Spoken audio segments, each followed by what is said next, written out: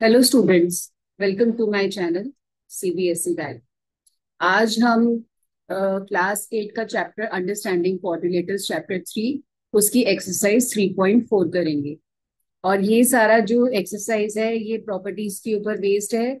और प्रॉपर्टीज मैंने लास्ट जब 3.3 डिस्कस करी थी तो मैंने प्रॉपर्टीज उसके अंदर कराई हैं। अगर आपने नहीं देखी है तो आप उसको जाके रिवाइज कर सकते हो और फिर ये आपको क्वेश्चंस बहुत आसान लगेंगे। और अभी तक आपने अगर चैनल को सब्सक्राइब नहीं किया है तो आप चैनल को सब्सक्राइब कर लो और वीडियो को बिल्कुल आखिर तक देखना ताकि आपको सारा कॉन्सेप्ट समझ में आ जाए। क्वेश्चन नंबर 1 है, स्टेट ट्रू एंड फॉल्स। अब यहाँ पे जो फर्स्ट पार्ट है वो है हमारा कि ये जो sorry, all rectangles are square. ये हमारा रेक्टेंगल है। वो कह रहे हैं क्या ये सारे रेक्टेंगल स्क्वायर्स हो सकते हैं। तो आप ये देखो, रेक्टेंगल की ऑपोजिट साइड्स इक्वल होती हैं पर रेक्टेंगल की तो सारी ही साइड्स इक्वल होती हैं।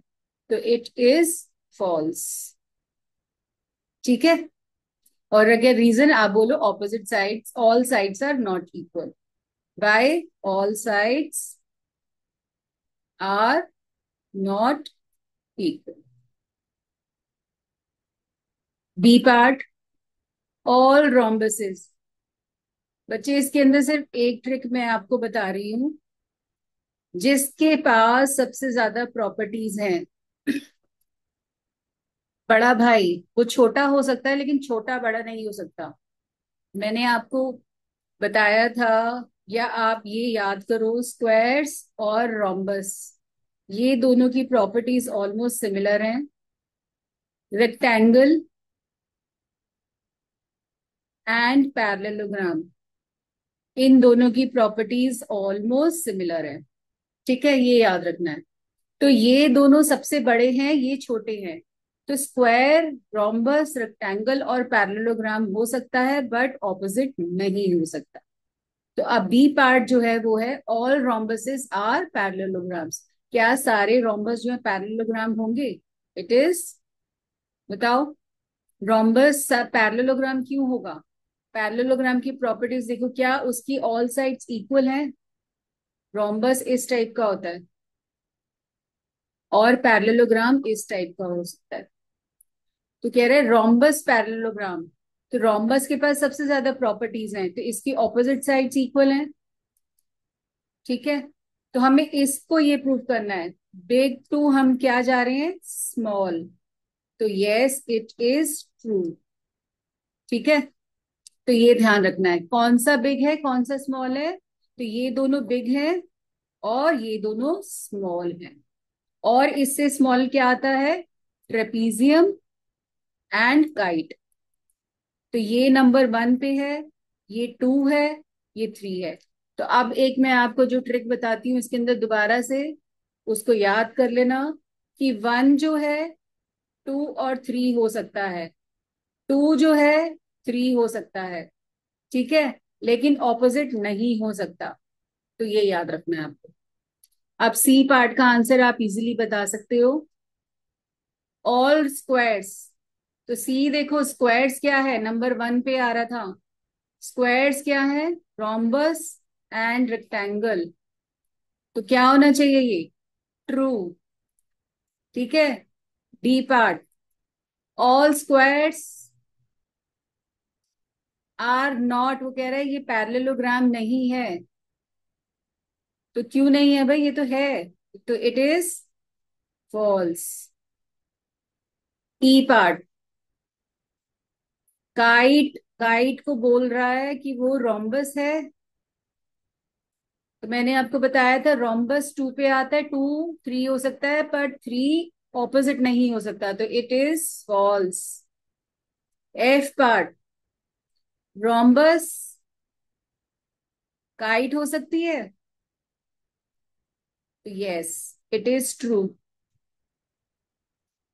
ठीक है, रोम्बस के पास ज्यादा प्रॉपर्टीज है, रोम्बस नंबर 2 पे आता है, ये 3 पे आता है। तो 2 3 हो सकता है पर 3 2 नहीं हो सकता। जी। पैरेललोग्राम ट्रेपीजियम हो सकता है, तो ये नंबर 2 पे आता है, ये 3 पे आता है, तो यस 2 3 हो सकता है, तो ये भी ट्रू है। तो आपको इस तरह से याद रखना है। तो ये देखो कितना आसान हो गया। एच पार्ट स्क्वायर्स ट्रेपीजियम हो सकते हैं, तो ये तो नंबर 1 पे है भाई, और ये 3 पे है, तो 1 3 हो सकता है, तो इट इज ट्रू। तो मैं आपको सारी प्रॉपर्टीज एक बार दोबारा बताती हूँ कि स्क्वायर और रोम्बस नंबर 1 पे आते हैं, ये स्क्वायर है, ये रोम्बस है, ठीक है। नंबर 2 पे आता है हमारे पास रेक्टेंगल एंड पैरेललोग्राम। 3 पे आता है काइट एंड ट्रेपीजियम। तो आपको ट्रिक याद रखनी है कि 1 जो है 2 भी हो सकता है और 3 भी हो सकता है, 2 जो है 3 हो सकता है, बट इनका रिवर्स नहीं हो सकता। तो ये आपको याद रखना है। देखो इसी ट्रिक को लगा के हमने सारा का सारा क्वेश्चन आराम से बता दिया। अब आ जाओ क्वेश्चन नंबर 2 पे। Identify all the quadrilaterals that have 4 sides of equal length. ऐसा कौन सा क्वाड्रिलेटरल है जिसकी चारों साइडें इक्वल होती हैं? पहला है स्क्वायर, दूसरा है रोम्बस, ठीक है, ये ए पार्ट का आंसर है। बी पार्ट, 4 राइट एंगल्स हमारे होते हैं स्क्वायर में, only square. Third question, explain how a square is a quadrilateral. तो पूछ रहा है कि ये जो स्क्वायर है ये क्वाड्रिलेटरल क्यों है? Quadrilateral means it has 4 sides, तो square is a four-sided figure. Therefore, it is a quadrilateral. बस यही इसका आंसर है। बी पार्ट,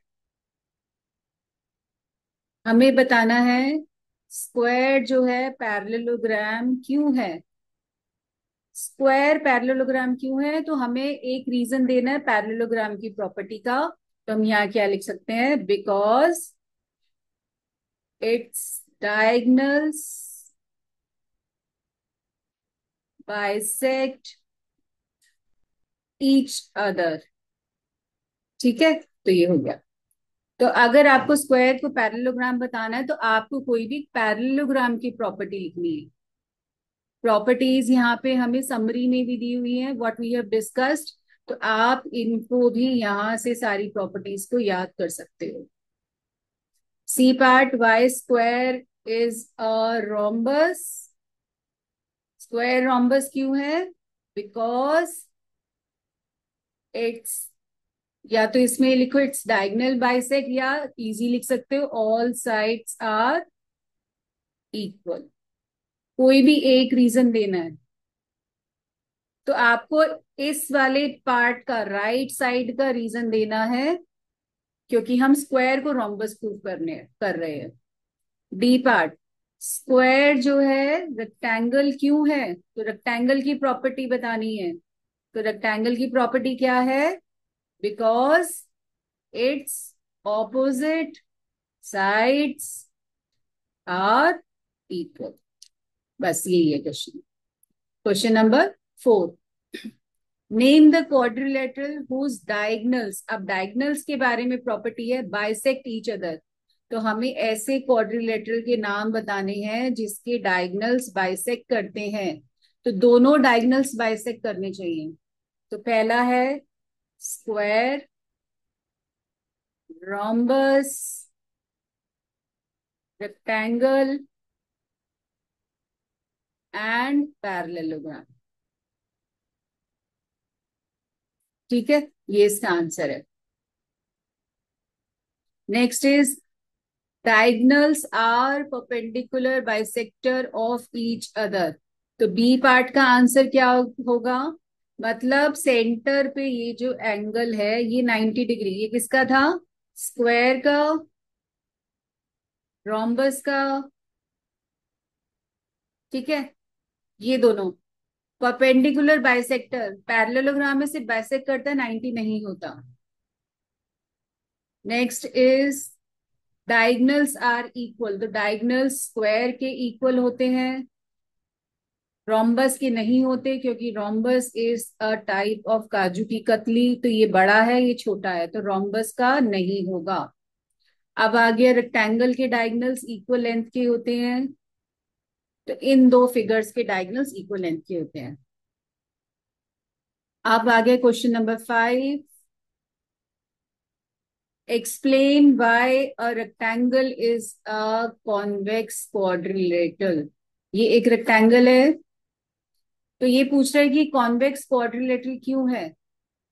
कॉन्वेक्स क्वाड्रिलेटरल की पहचान क्या होती है कि इट्स डायगनल्स, जो इसके डायगनल्स हैं, it lies inside the figure. ठीक है, वो जब हम इसके ऑपोजिट वर्टिसेस को ज्वाइन करेंगे तो फिगर के अंदर आएंगे, देखो।